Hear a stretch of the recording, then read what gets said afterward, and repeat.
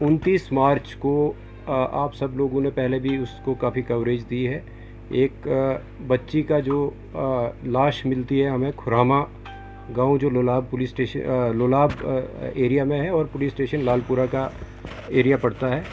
वहाँ पे एक लकड़ी के शेड में, जिसमें हम लकड़ी स्टोर करके रखते हैं, वहाँ पे एक डेड बॉडी मिलती है। प्राइमा फेशी लगता है कि बच्ची का जो है वो गला काटा गया है और उससे उसकी डेथ हुई है। बहरहाल रात का वक्त था और उसके दूसरे दिन जब सुबह के टाइम पोस्टमार्टम करवाया गया तो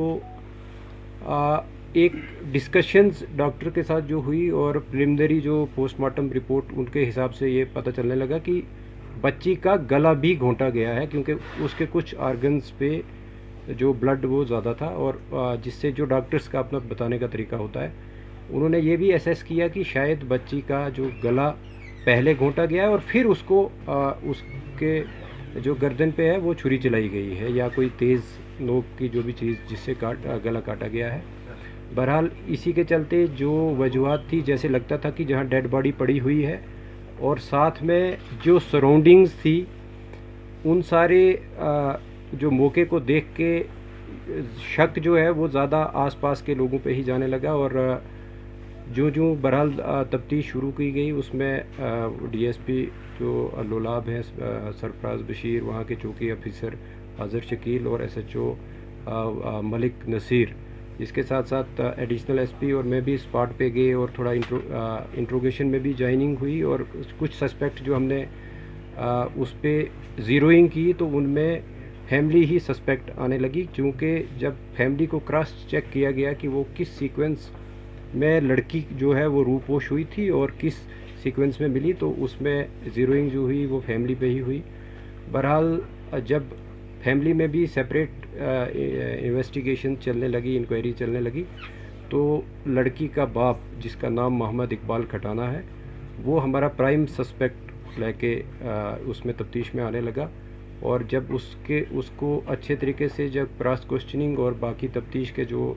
जितने भी मवाद हमारे पास थे उनसे जब कन्फ्रंट किया गया, तो उसने कन्फेस किया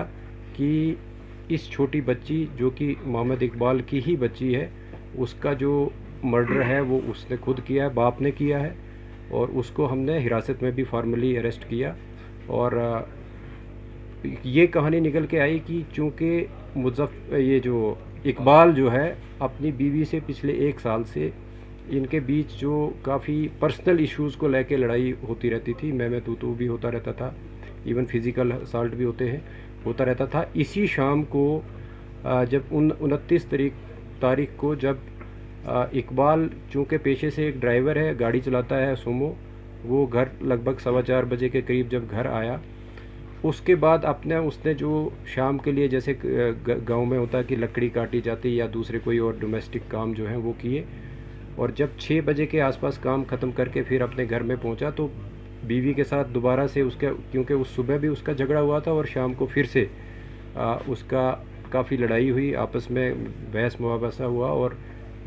इवन कि उसकी वाइफ ने इसको स्लैप भी किया। तो इसी बीच में वो जो एंगर जो है उसका, वो अनकंट्रोल्ड एंगर जो आया, उसने चाहा कि वो अपने आप को मर्डर करता, बट वो एक नाइफ़ लेके वहाँ से निकलने की उसने ये बहाना किया कि मैं अपने गाड़ी का जो टायर है वो पंचर हुआ है और उसको पंक्चर को मैं ठीक करवाऊँगा। तो वो वहाँ से अपने घर से निकलता है, जिसको जाते वक्त उसके ब्रदर शौकत, जिनका नाम है, इसकी वाइफ, उसके चाचा, वो सारे लोग उसको देखते हैं और उसका कज़िन जो है वो देखते हैं कि वो घर से निकल रहा है और छोटी बच्ची उसके पीछे चल रही है। और वो इतने में बच्ची जो है उससे कुछ पैसे 5 रुपये मांगती है, तो वो उसको 10 रुपये देता है, बट वो पीछे नहीं देखता है और बच्ची उसको फॉलो करती है, जिसको काफ़ी और भी हमारे पास गवाह हैं जिन्होंने उसको बच्ची को फॉलो करते हुए देखा। और वो गाड़ी में ही बच्ची जो है इकबाल के साथ बैठ गई। इसके बाद वो हार्डन की तरफ आया और फिर उसके बाद सीवर की तरफ, खुरामा की तरफ आया। और जहाँ पे गाड़ी में ही, चूँकि उसके बाद इफ्तारी का भी वक्त था और गाड़ी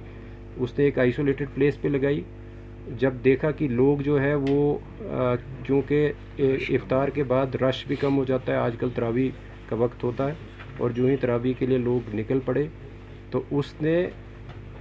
ये सोचा कि लड़की मेरे साथ है, अगर मैंने भी अपने आप को ख़त्म करना है तो इसका क्या करूं। और वो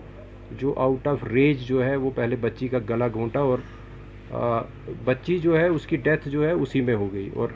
वो अपनी सोच को बदलते हुए सोचा कि बच्ची को मैं कैसे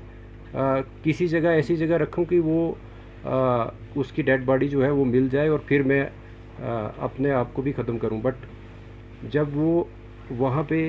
डेड बॉडी को अपनी गोद में उठा के अपनी गाड़ी एक रोड के साइड पे लगाता है और वो इस शेड पे जहाँ पे आखिर में डेड बॉडी मिली है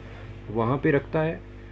वहाँ पे चूँकि इसने पहले ही अपने आप को ख़त्म करने के लिए एक चाकू जो है अपने घर से लिया था और उससे फिर अपने इस जो जुर्म को वो दूसरा रुख देने के लिए, ताकि इसका शक जो है दूसरे लोगों पे भी जाए। और वहाँ पे शेड में जो है वो अब इस बच्ची की डेड बॉडी को रख के उसके बाद इसका गला काटता है। और जिस मिकदार में अदरवाइज़ एक ज़िंदा आदमी का ब्लड निकलना चाहिए उतना नहीं उससे निकलता, वो हमने मौके पे भी देखा है। उसके बाद ये चाकू को धो के और अपने पास रख के फिर जाके अपनी गाड़ी को लाके हिज़्ब मामूल जहाँ पे ये गाड़ी को रखता था वहाँ पे ही गाड़ी को दोबारा पार्क करके जब घर जाता है उसके बाद ही घर वाले इसको पूछना शुरू होते हैं कि बच्ची आपके साथ गई थी और बच्ची कहाँ पे है। तो वो ये बहाना बोलता है कि बच्ची मेरे साथ नहीं थी। अलबत्ता चूँकि 3-4 लोग जो मैंने पहले भी जिक्र किया कि जिन्होंने उसके फॉलो करते हुए देखा था बच्ची को, तो वो भी उसको कन्फ्रंट करते हैं। और इस बीच वो एक और बहाना बना के वो दूसरे उसमें उलझन में अपने आप को जो ख़त्म करने की कहानी को छोड़ के दूसरे उसमें रूप में आके और बच्ची को ढूंढने के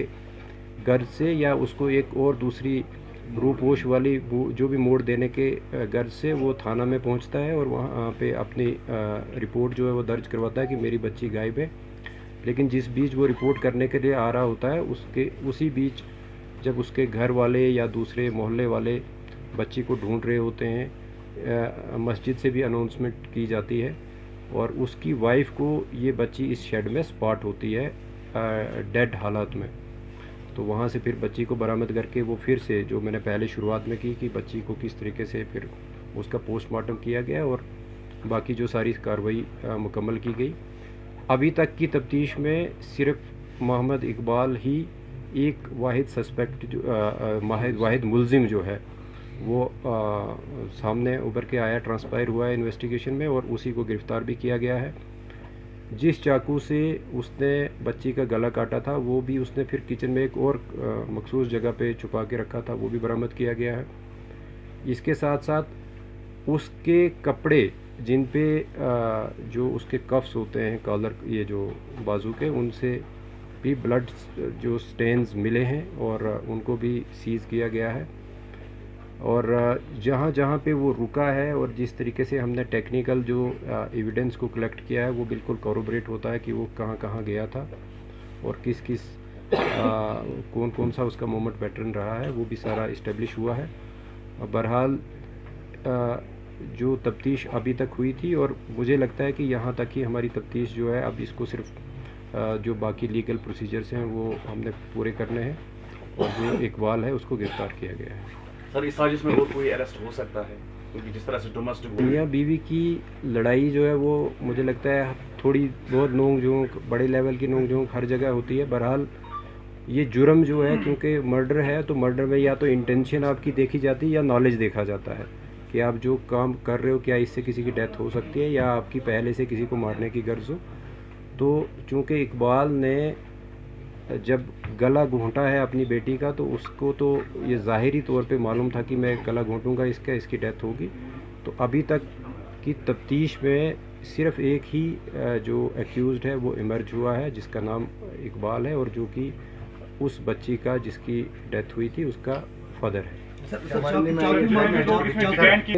मैं ज़्यादा नहीं बता सकता कि ड्रग एडिक्ट था या नहीं था, बट चर्स वगैरह पीता हो तो उसका हम नहीं कह सकते हैं। बट जो सिंथेटिक ड्रग्स वगैरह के हवाले से टेस्ट भी करवाया गया है उसमें कुछ नहीं ऐसा आया है। क्या सर पुलिस के पास